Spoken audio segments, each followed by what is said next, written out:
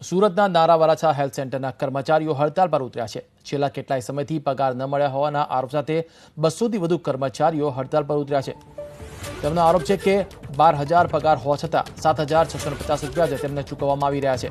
જોકે આ મામલે સુરત નાયબ આરોગ્ય અધિકારીનું કહેવું છે કે કોન્ટ્રાક્ટ ઉપર કામ કરતા કર્મચારીને એજન્સીની સમસ્યા છે, પરંતુ સુરત મનપાએ એજન્સીને પગાર ચૂકવી દીધો છે। એજન્સીએ કર્મચારીઓને પગાર ચૂકવ્યો નથી, જેથી સુરત મનપાનું આ સમસ્યા સાથે કોઈ જ લેવા દેવા નથી।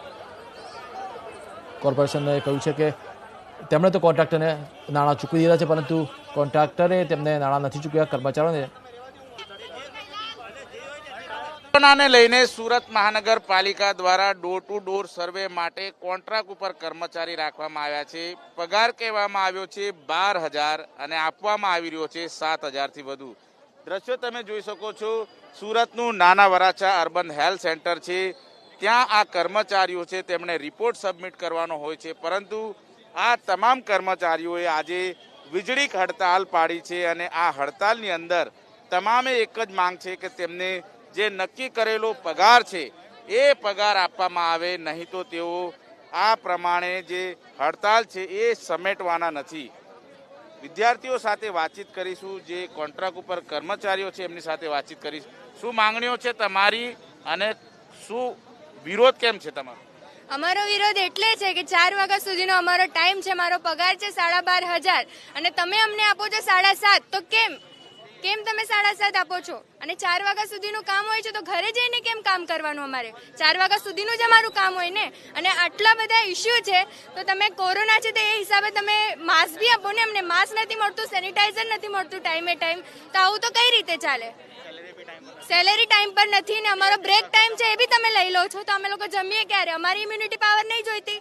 અમે બીજા પાસે જઈએ છીએ જ્યારે કોરોના વ્યક્તિ પાસે જે પોઝિટિવ હોય છે એને પોઝિટિવ, તો અમને પોઝિટિવ નહીં લાગી શકે? અમારી ઇમ્યુનિટી પાવર બી તો વધવી જોઈએ ને, તેના માટે બ્રેક। અધિકારીઓ તમારા શું કહી રહ્યા છે? તમને શું રજૂઆત કરી તમે? એ અમને એમ કહે કે તમારે જમવા પણ તમારે ટાઈમ પર નહીં આવવાનું, અમને અમારું પીએફ પણ ટાઈમ પર નથી મળતું, અમને સેલેરી પણ અમને ટાઈમ પર નથી મળતી। કેટલી સેલેરી છે? અમારી સેલેરી એમ 7,600 અમને આપે છે, પણ અમારી સેલેરી 12,500 છે, તો વચ્ચેના પૈસા જાય છે ક્યાં?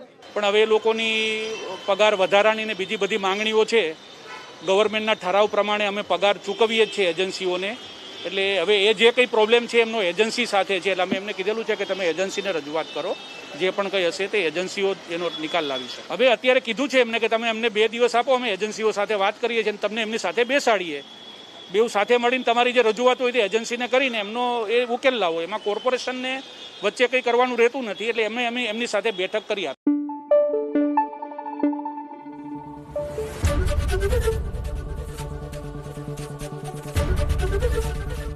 एबीपी अस्मिता, गुजरातनी अस्मिता।